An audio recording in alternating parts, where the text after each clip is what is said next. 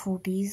দেন আমি অনেক বেশি র্যান্ডম ভ্লগ করতে করতে ফাইনালি আরেকটা ফুড ভ্লগ নিয়ে চলে আসছি তোমাদের জন্য। সো আজকের ভিডিওটাতে মূলত আমি এগেইন বিরিয়ানি রান্না করতেছি, বাট লাস্ট টাইম আমি মেবি চিকেন বিরিয়ানিটা রান্না করছিলাম। সো এবার আমি হইতেছি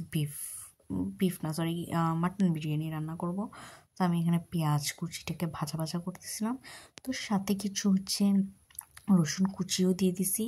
তার আগে হচ্ছে গরম মশলাগুলো যেগুলো আছে লবঙ্গ, এলাচি, দারচিনি সেগুলো দিয়ে দিছি। তেজপাতাটা মেবি তখনও দিই নেই। এরপর হচ্ছে আদা বাটা রসুন বাটা দিছি। তো আমার পেঁয়াজটা টোটাল একদম যে বেরেস্তার মতো হয়ে গেছে, এরপরে যে দিই ওই পর্যন্ত দেওয়ার মতো ধৈর্য ছিল না। অ্যাকচুয়ালি পেঁয়াজটা কুক হইতেছিল না। সো একটু ব্রাউন হওয়ার পরে আমি হচ্ছে আদা রসুন বাটা দিয়ে দিই। এরপর হচ্ছে মাটনটা দিয়ে দিছি, স্বাদ মতো লবণ দিয়ে দিছি। লবণ দিয়ে হচ্ছে আমি এখানে হচ্ছে ভালোভাবে মিক্স করে হচ্ছে মাংসটাকে এখন আমি কুক করব। তো এখনই না কালারটা এত সুন্দর আসছে, মানে লাইক মশলা দেওয়া ছাড়াই, আমি বিরিয়ানির কোনো মশলা তখন পর্যন্ত দিইনি।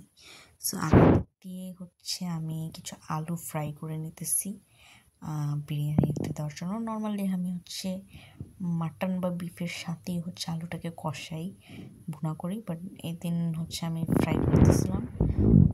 আই ডোন্ট নো কেন আমি ফ্রাই করছি। সো যাই হোক, আমি ফ্রাই করে করে যে এখানে উঠায় রাখতেছি। আর এদিক দিয়ে মাংসটাও মোটামুটি একটা কষানো যেটাকে বলে আর কি, তখন পর্যন্ত আমি পানি টানি কিছুই দিইনি। তো কষানোটা মোটামুটি হয়ে আসার পরে হচ্ছে আমি এখানে কিছু আদার্স ইনগ্রিডিয়েন্টস লাইক বিরিয়ানির যে মশলাটা সেটা অ্যাড করে দিছি। সো অ্যাড করে আমি হচ্ছে এটাকে ভালোভাবে মিক্স করে এখন আরেকটু ভুনা ভুনা করবো। দেন আমার কাছে মনে হচ্ছে যে মশলা একটু কম হয়ে গেছে। সো আরেকটু দেই, যেহেতু রাইসটা আরও একটু দিব, মানে কী পরিমাণ দেবো আমার তো জানা আছে। সো সেই অনুযায়ী আমি ব্যালেন্স করে আরেকটু বাড়ায় দিছি। দেন হচ্ছে পানি দিছি যাতে মাংসটা ভালোভাবে ভুনা হয়ে আসে। যেহেতু পানিটা একদম ড্রাই হয়ে গেছিল, তাই আরেকটু পানি দিয়ে হচ্ছে আমি হচ্ছে বিফটাকে, বারবার বিফ বলতেছি, নর্মালি বিফ বিরিয়ানিটাই আর কি আমি বানাইছি সবচেয়ে বেশি।